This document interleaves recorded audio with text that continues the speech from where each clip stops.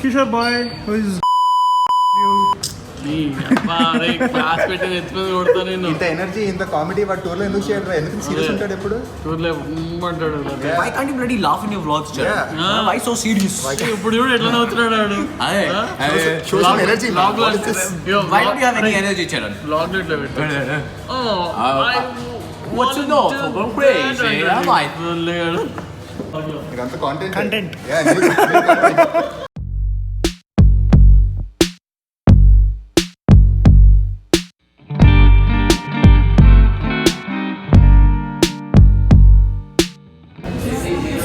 cc version of this was my first bike, man.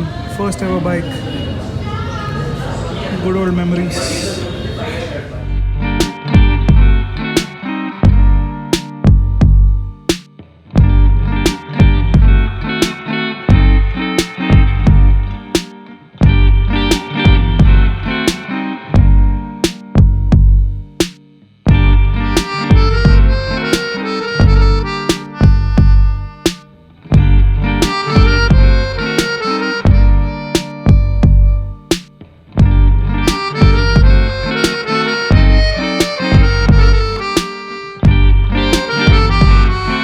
Hi guys, now I'm actually at the Royal Enfield brand showroom here in Hyderabad. It's in Yarragada. In fact, this is the first place where I got my first Royal Enfield from, way back in 2011. One of the first classic 500s. This store was not there, it was on the opposite side of the road, and I used to come to the service center here. Yes. Is it still the same service center? No, we have the bigger service center. Okay. Just behind the like Mercedes-Benz. Okay. Yeah, there's a bigger. We have a kind of big theater, kind of exclusively for the new customers. Acha. And he is Mr. Sunny Singh, the regional head for Royal Enfield here in Hyderabad, handling all the dealerships. And he was quite good and attentive in getting me a test drive of the Interceptor GT. We have probably seen all Interceptor 650 rides and reviews, but I haven't seen one, so wanted to actually test it and see if it would be a good fit as a second bike in the city. Let's see. That's the bike, guys. It's still registered in Goa because that's where they had the media drive event. Looks killer, right? Especially the riding posture. I used to have the street twin handlebar in the same way, so very acclimatized to that.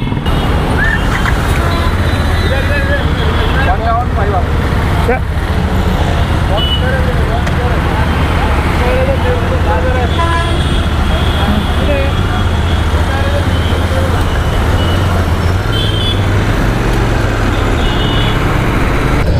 Okay, the first thing that I noticed here is I had a classic 500. That was what, 6 to 7 years back. I had it for only 1.5 year. So I remember the usual crank of a Royal Enfield and how it feels like when you first start it and go. This is miles ahead of what I had. The engine is so refined. There are hardly any vibrations. So the countershaft balancer that they have in the engine actually works. This is a much better bike than the other Royal Enfields in the lineup. The guy was nice enough to give me a 10 to 12 kilometer route to test out the bike in city conditions and also some free spaces. The riding posture on the GT is something that you need to get used to. I've had experience with this kind of riding posture, so not so new. I had a different handlebar on the street twin and also rode the Truckster bar, and I don't see any rattles, which is lovely. Another interesting bit on this is the torque on this is quite good. It's only 52 Nm and that too it comes around 5000 RPM. So the torque curve is not as crazy as the one on street twin, which has around 80 Nm at around 3000 RPM. But on its own, it is quite amazing. This bike weighs slightly more than the street twin, but the brakes are as good, if not better than mine. The transmission is quite smooth and it's not clunky. which is another thing that I noticed from the classic series. And the slipper clutch does feel good. The best slipper clutch I experienced was on the Apache, but this is quite good for a classic, man. This can be a great bike in the city actually. After this I'm going to test drive the Interceptor to see the differences in the riding posture and also the overall feel of the bike. It does handle quite good, man. Oh man, the brakes are good, the transmission is good, the feel of the clutch is perfect, and there are hardly any vibrations in the bike or any bits that rattle. One thing I have to probably check is how the mirrors are at higher speeds, because they're known to carry the vibrations from the handlebar and not display the objects clearly. So in that sense, that is something I want to see. If they rectified that, then they have done almost everything that they could with this bike. Oh, Royal Enfield, I am in love again with your brand, man. Like, this has changed my perception on not just Royal Enfield, but the path that they're taking. First of all, it's nice to see Royal Enfield come up with such a high capacity engine, that too with this kind of quality. So this is the stretch that he was talking about. Oh, let's see this corner. And that is a corner I took at 80. This would not have been possible in the old Interceptor, in the old Royal Enfield, guys. The rear would fishtail like anything.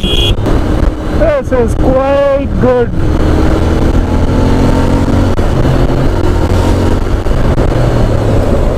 Whoa, the brakes were good. I'm impressed. Even though the brakes are good, you can't take it aggressively. You have to keep in mind that it's just a single disc. One thing I miss is actually the gear indicator. Suspension is kind of stiff on this, especially on bumps like that. You kind of sit high on this seat, so I wish they had a shorter seat. Just giving you a quick walk around before I head back to the showroom. Looks quite good, huh? For 3 lakhs you're getting quite a lot. And the crank is lovely, man. Decent sound. I think once people start getting off-road exhaust on this bike, it would sound much better. Right now it's kind of muted. I think in the city this is quite good. This riding posture and the style. If you're touring, I think Interceptor 650 is probably much better. But the problem with both these bikes with touring is they come with tube tires. So let me check with this, guys, if there is an accessory for getting tubeless options. If that's there, then it's cool, yeah. Uh-oh, traffic jam.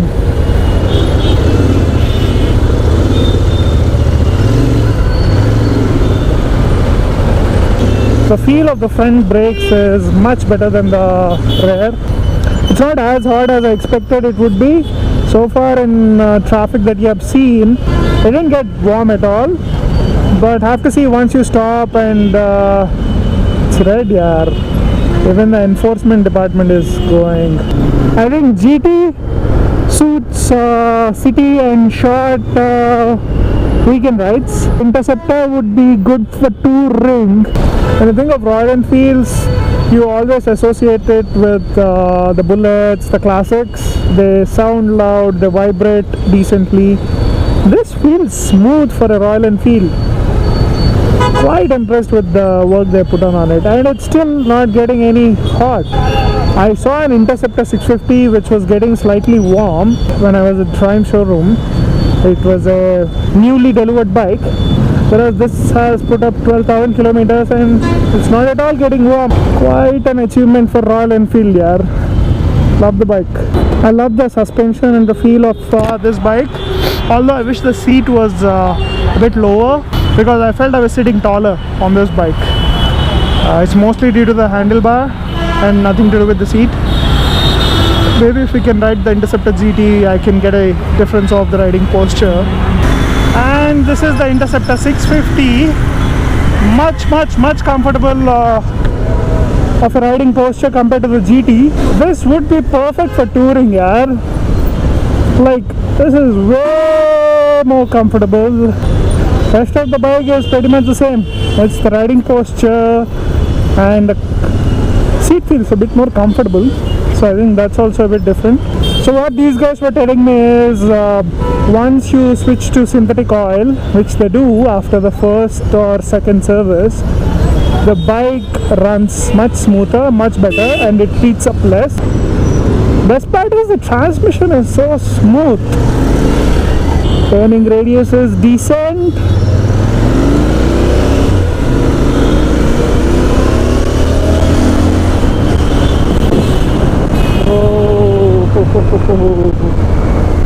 I think Royal Enfield has a winner on its hand with both these twins. I think the 650 would be perfect for touring if we can get tubeless tires, and the GT would be great for city and short weekend rides for someone who prefers a sporty riding posture and style.